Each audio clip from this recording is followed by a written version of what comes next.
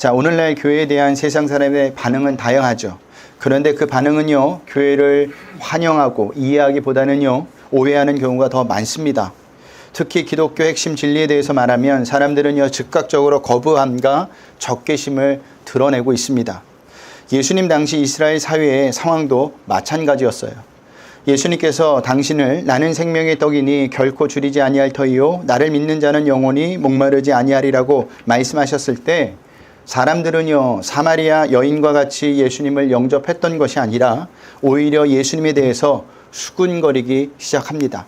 우리 한번 볼까요? 41절 42절을 보겠습니다. 다 같이 읽겠습니다. 자기가 하늘에서 내려온 떡이라 하심으로 유대인들이 예수에 대하여 수군거려 이르되 이는 요셉의 아들 예수가 아니냐. 그 부모를 우리가 아는데 자기가 지금 하늘에서 내려왔다 하느냐. 아멘. 자, 왜 유대인들이 수군거렸을까? 두 가지 측면에서 살펴볼 수가 있는데, 먼저는 예수님께서 자신을 가리켜 하늘에서 내려온 생명의 떡이라고 말씀하신 것에 대해서 동의할 수 없었기 때문이고, 그 다음은 예수님의 부모와 형제들에 대해 유대인들이 너무나 잘 알고 있었기 때문입니다. 하지만 그들이 알고 있었던 것은요, 예수님의 표면적인 배경과 기준이었어요. 이렇게 알고 있으니 예수님께서 당신을 가리켜 하늘에서 내려온 떡이라고 말씀하신 것 대해서 당연히 동의할 수 없었고 예수님에 대해서 수군거릴 수밖에 없었던 것입니다. 자, 특히 41절에 나오는 수군거려라는 단어는요, 인간의 제약된 불신앙을 근거로 두고 있는 불평의 개념입니다. 그러니까 요한복음의 저자 요한은요, 유대인들이 예수님에 대한 불신앙을 가지고 있었다는 것을 수군거려라는 단어를 통해서 지금 표현하고 있는 겁니다. 자, 이러한 동일한 반응은요, 출애굽을 한 이스라엘 백성에게도 그대로 나왔습니다. 출애굽 이후 광야에서 생활하던 이스라엘 백성은요, 그들의 기대나 생각과는 다르게 상황이 전개되자 하나님과 모세에게 불평과 불만을 쏟아내었는데 그것은 하나님께 대한 불신앙이었어요. 마찬가지로 오늘 본문의 유대인들이 출애굽을 한 이스라엘 백성과 같은 모습이었다라는 겁니다. 그들이 기대하고 생각했던 것은 다른 모습을 보이고 계신 예수님에 대해서 불신앙을 가졌던 것이죠. 그래서 그들은 수군거렸던 거예요. 이것은 우리도 마찬가지죠. 우리가 언제 하나님께 불평과 불만을 가질까요? 우리가 기대하고 생각했던 것과는 삶이 다르게 흘러갈 때, 또한 우리의 마음에 들지 않는 상황으로 전개될 때 하나님께 불평과 불만을 하죠. 하나님, 왜 나에게 이런 상황을 주셨습니까? 왜 하나님 나에게 이런 어려움을 주십니까? 라고 불평과 불만을 한다라는 사실입니다. 그런데요, 이런 모습은요, 하나님에 대한 불신앙이라는 것을 아셔야 합니다. 이스라엘 백성이나 유대인들이나 우리나 다 똑같다라는 거예요. 성경은요, 항상 인간에 대해서 이야기하는데 또한 이스라엘 백성을 가장 대표적으로 이야기하지만 이것이 우리와 상관없는 이야기가 아니라 다 우리의 모습이 그대로 녹아져 있다는 사실을 기억하셔야 한다는 겁니다. 자, 이에 예수님께서는요, 이렇게 말씀하세요. 우리 43절, 44절을 보겠습니다. 우리 다 같이 읽겠습니다. 예수께서 대답하여 이르시되 너희는 서로 수군거리지 말라. 나를 보내신 아버지께서 이끌지 아니하시면 아무도 내게 올 수 없으니 오는 그를 내가 마지막 날에 다시 살리리라. 아멘. 자, 수군거리지 말라는 예수님의 말씀은 한마디로 불신앙을 가지지 말라는 명령입니다. 왜 불신앙을 가지지 말라고 한 것일까? 그것은요, 곧 불신앙이 망하는 길이기 때문이에요. 여러분, 불신앙은요, 망하는 길입니다. 출애굽해서 불신앙을 가졌던 이스라엘 백성을 보세요. 모두 다 광야에서 어떻게 되었습니까? 죽어갔어요. 그것이 불신앙을 가진 자들의 결말이라는 거예요. 또한 예수님께서 수군거리지 말라고 명령하시면서 구원에 대한 말씀도 잊지 않고 말씀하시는데, 여러분, 구원이 무엇이죠? 예수님을 이 땅에 보내신 하나님께서 사람들을 예수님께로 이끄시는 것입니다. 그러니까 하나님께서 이끌지 않으시면 그 어느 누구도 예수님께 올 수 없다는 거예요. 인간이 구원에 대한 의지를 갖고 있어야 구원을 받을 수 있을 것 같지만 사실은 하나님께서 허락하시고 은혜를 베푸셔야만 구원을 받을 수 있는 겁니다. 세상에 그 어떤 인간도 스스로 자신의 죄에 대해서 깨달아 하나님께 나아가는 사람은 아무도 없어요. 다만 하나님에 대한 목마름이 있을 뿐이지 하나님께 나아가는 생각을 하지 못한다라는 겁니다. 그런데도 인간은요, 구원을 받을 수 있는 것은 하나님께서 내미시는 손, 초청하시는 손이 있기 때문에 구원을 받을 수 있는 겁니다. 전적인 하나님의 은혜라는 거예요. 그래서 바울이 에베소서 2장에서 이런 말씀하시죠. 우리 에베소서 2장 8절 9절 한번 볼까요?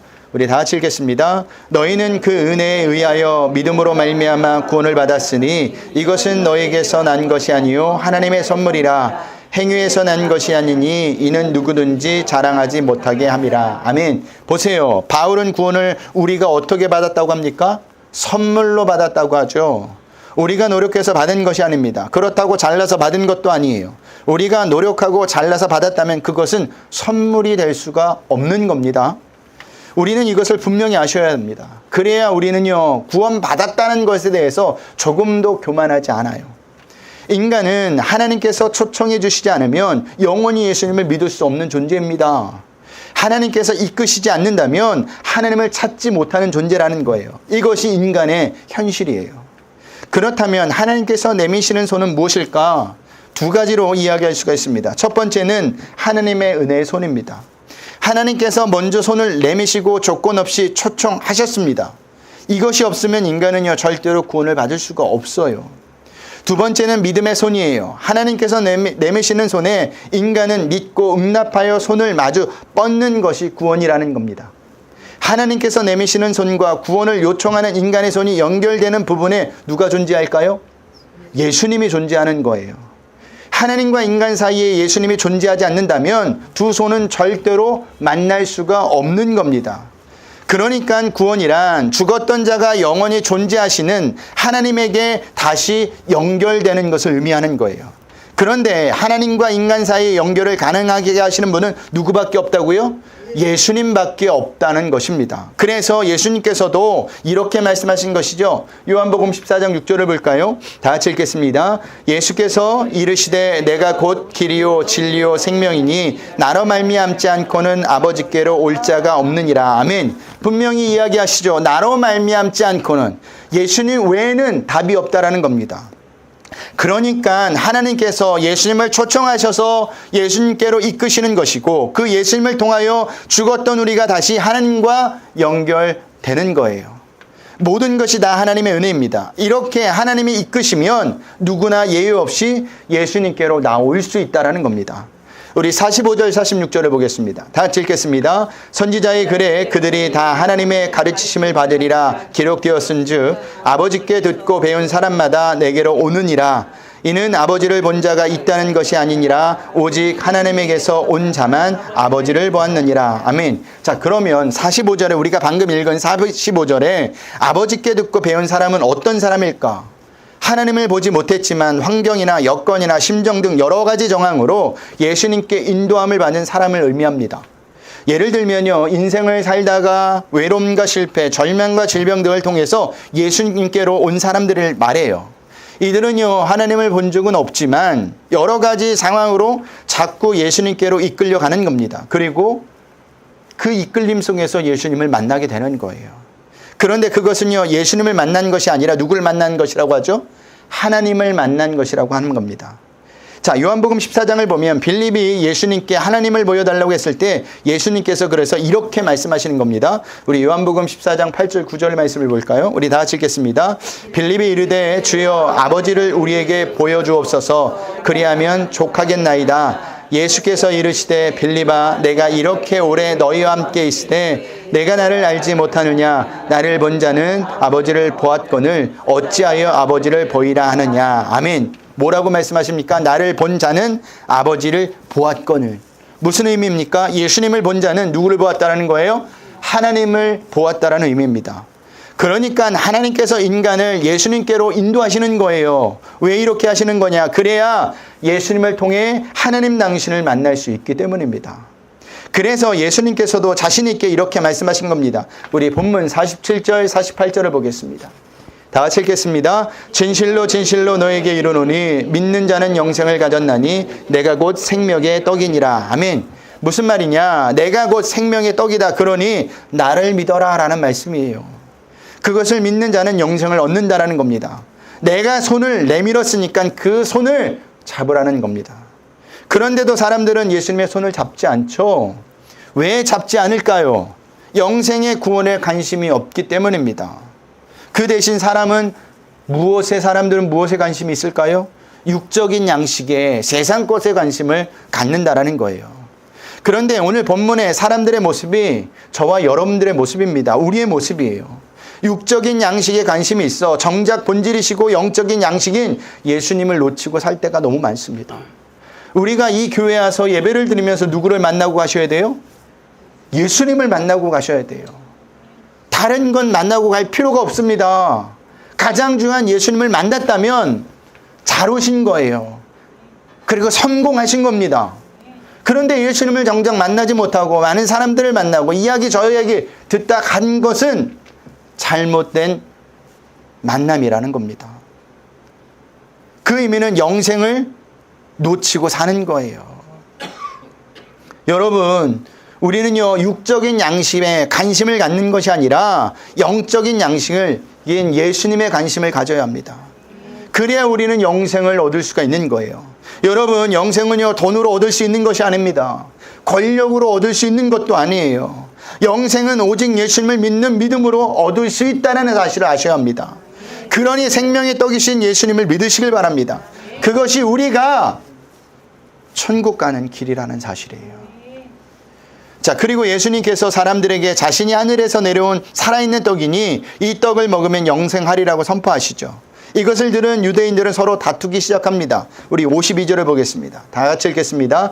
그러므로 유대인들이 서로 다투어 이르되 이 사람이 어찌 능히 자기 살을 우리에게 주어 먹게 하겠느냐. 아멘. 여기 서로 다투어라는 말은요, 싸웠다는 의미가 아니라 말로써 논쟁을 했다라는 의미입니다. 의견이 엇갈렸다라는 거예요. 그러니까 예수님께서 하신 말씀을 한쪽은 받아들였다라는 것이고 다른 한쪽은 받아들이지 않았다라는 겁니다. 그러지 않고서는요, 다툼이 일어나지 않아요. 우리는 여기서 복음의 양면성을 볼 수가 있습니다.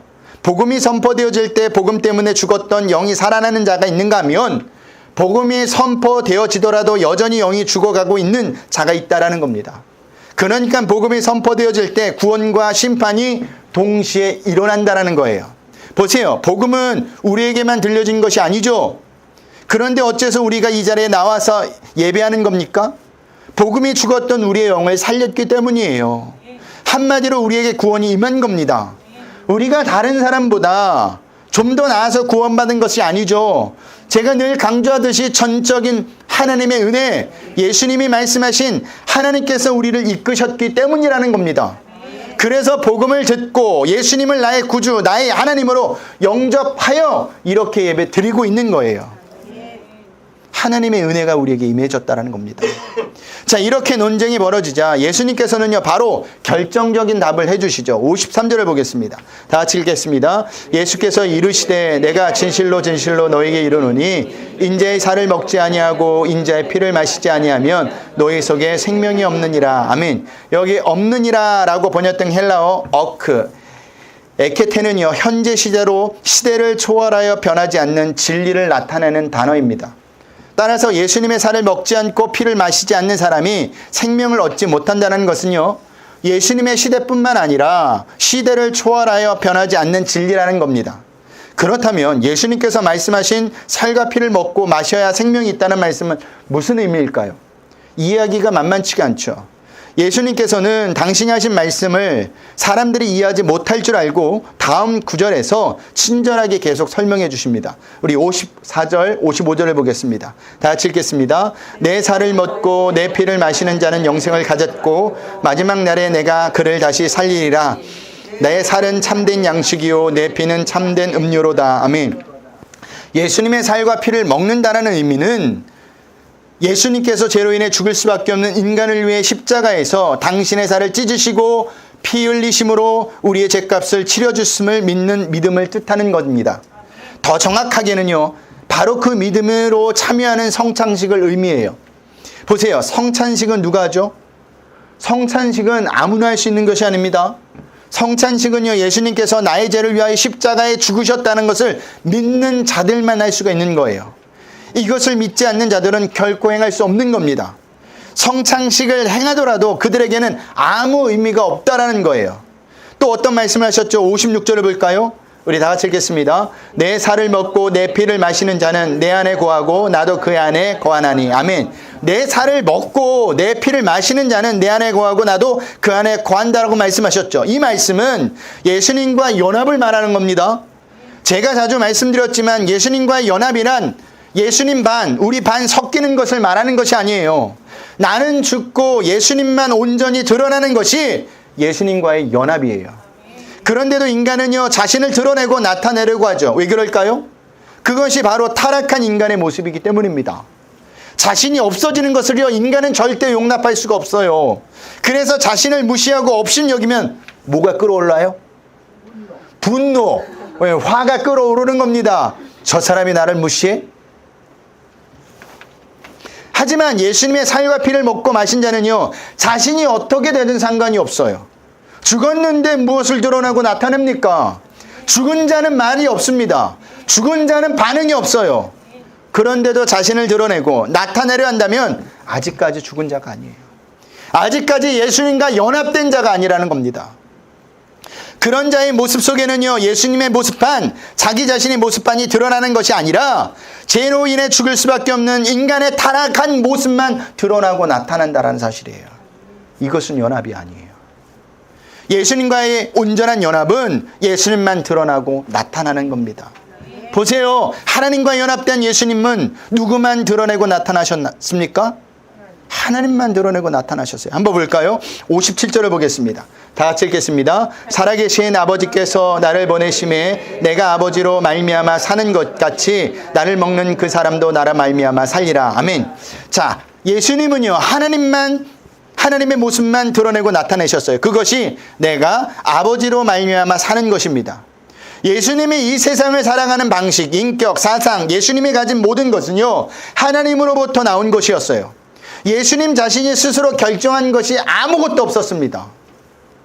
여기 살아계신 아버지라는 표현을 보세요. 이 말씀은 예수님 안에 하나님께서 살아계셨다라는 의미입니다. 그래서 예수님 안에서 모든 것을 하나님께서 결정하셨다는 것을 말하고 있는 거예요. 그러나 이것은요, 강제적인 것이 아닌 기쁨으로 자원하는 가운데서 이루어졌다는 말입니다. 마찬가지로 성도인 우리 또한 이러한 원리와 원칙에 따라 삶이 결정되어야 합니다. 예수님의 존재 방식과 삶의 모든 모습이 하나님에 의해 결정되었듯이 성도인 우리의 삶의 방식과 삶의 모든 모습이 예수님에 의해서 결정되어야만 한다라는 거예요. 그것이 믿는 자이고 그것이 성도라는 겁니다. 우리는요, 주일날 교회에 나와 예배를 드리고 언급을 하면 성도라고 생각하기 쉽죠. 그러나 아니에요. 예수님의 생각은 달라요. 아무리 그가 외형적으로 그런 일에 익숙해 있을지라도 그의 모든 존재하는 방식이나 사고, 존재 목적 등이 예수님을 닮지 않으면 예수님과 무관한 자라는 겁니다. 예수님이 그 안에 살아있어서 그가 하는 말이나 품는 생각이나 행동 전반이 영향을 미치지 못한다면 그분이 아무리 직분이 있고 오래 믿음 생활을 했을지라도 그는 예수님과 무관한 사람이 되고 마는 거예요. 그렇다면 성도인 우리는 어떻게 살아야 할까요? 예수님의 마음과 생각으로 사셔야 합니다. 예수님이 나의 삶을 주장할 수 있도록 모든 것을 내어주셔야 합니다. 왜요? 그분이 나의 왕이시기 때문이에요. 그분이 나의 주인이시기 때문입니다. 그것이 예수님께서 말씀하신 내 안에 거하고 나도 그 안에 거한다라는 말씀입니다. 여러분들에게 부탁드립니다. 예수님 안에 거하세요. 그것이 성도의 삶이에요. 그리고 예수님의 그 삶의 모습, 그리고 나타나는 모든 것들이 우리의 모습 속에도 그대로 나타나는 것이 성도의 삶이라는 겁니다. 우리 마지막으로 58절을 보겠습니다. 우리 다 같이 읽겠습니다. 이것은 하늘에서 내려온 떡이니 조상들이 먹고도 죽은 그것과 같지 아니하여 이 떡을 먹는 자는 영원히 살리라. 아멘. 예수님은 다시금 자신을 하늘에서 내려온 떡이라고 소개하면서 이것은 조상들이 먹고도 죽지 않은 것 같지 않고 이 떡을 먹는 자는 영원히 산다고 말씀하시죠. 우리는 여기서 매우 중요한 것을 말씀 두 가지를 발견할 수가 있는데, 첫 번째는 예수님 자신과 만나의 유사성이요. 그 둘째는 차이가 있다라는 겁니다. 자, 먼저 유사성은요. 둘 다 어디서부터 내려왔다고요? 하늘에서부터 내려왔다라는 겁니다. 하늘로부터 내려왔다는 데에서는 둘은 동일하지만 다른 점이 있어요. 만나와 예수님은요. 뭐가 다를까요? 만나는 생명이 없고 예수님은 생명이 있다라는 겁니다. 생명이 있고 없고의 차이는 굉장한 거예요. 생명이 있으면 생명이 없으면 변화가 없습니다. 맞죠? 똑같은 꽃이 있다고 칩시다. 하나는 생화예요. 하나는 조화예요. 그런데 조화와 생화의 차이는 뭐예요? 한쪽은 변함이 없고 하나는 변화가 있다는 겁니다. 예. 조화는 자라지가 않아요. 항상 그 모습이에요. 하지만 생화는 어때요? 자라요. 나중에 뭐 꽃이 피면 뭐가 맺을까요? 열매도 맺겠죠. 근데 조화는 그렇지 못하다는 겁니다. 생명이 없으면요 자라지도 열매지 못합니다. 하지만 생명에 있으면 변화가 나타나죠. 자라게 돼 있어요. 열매를 맺게 돼 있습니다. 그렇기 때문에 우리의 삶 가운데 예수님이라는 생명이 내 안에 있으면 우리의 신앙은 자라나게 되어 있어요. 우리의 신앙은 저절로 열매 맺게 되어 있다니까요. 우리가 열매 맺기 싫어도 저절로 열매는 맺어지는 것이 이치라는 겁니다. 그래서 예수님께서 조상들이 먹고도 죽은 그것과 같지 않다고 오늘 본문에서 말씀하고 있는 겁니다. 말씀을 마치겠습니다. 예수님이라는 떡은 살아계시기 때문에 지금도 역사하세요. 그 의미는 예수님이라는 떡을 먹는 자는 영원히 산다는 겁니다. 그러니 한 주간도 생명의 떡이신 예수님을 먹어야 합니다. 다른 말로 이야기하면, 좀 더 쉬운 말로 이야기하면요, 말씀을 먹으라는 거예요. 그리고 예수님으로 말미암아 살라는 겁니다. 그것이 성도라는 겁니다. 그리고 예수님의 안에 거해야 합니다. 이것을 놓치고 살면 우리는 성도라는 이름을 가졌지만 성도가 아닌 모습을 갖고 세상에 살아갈 수밖에 없는 거예요. 요즘 모든 매체들이, 모든 드라마들이, 영화에서 보면 항상 이 기독교에 대해서 이야기를 다뤄요. 근데 좋은 모습을 다루냐? 아니에요. 전부 다 나쁜 모습을 다루더라고요. 풍자적인 모습을 다루더라고요. 자기의 목적을 이루기 위해서 하나님을 도용하더라고요. 왜 그럴까요? 예수님을 믿는 자들의 모습 속에서 그런 모습이 여지까지 보여졌기 때문입니다. 매스컴에서, 이런 미디어에서 비춰지는 그 믿는 자들의 모습이 우상을 섬기는 자들과 하나도 다르지가 않아요. 믿는 사람들이 잘못 살았기 때문입니다. 예수님이 내 안에 없는 삶으로 살았기 때문이에요. 여러분들에게 부탁드렸습니다. 예수님을 먹었다면, 말씀을 먹었다면 그것이 우리 삶 가운데 나타나야 합니다. 우리는 음식을 먹어도 그 음식이 영향을 받지 않아요. 인스턴트 음식을 먹으면 어떻게 돼요? 계속 몸은 나빠지는 거예요. 근데 좋은 음식을 먹으면 몸은 계속 좋아지는 겁니다. 하물며 음식도 이런데 영적인 양식, 말씀을 먹었다면 우리의 삶은 달라져야지 않겠습니까? 여러분, 생명의 떡이신 예수님 먹읍시다. 우리의 삶이 달라져요. 이것을 꼭 기억하시는 한 주가 되시길 주님의 이름으로 부탁드리겠습니다.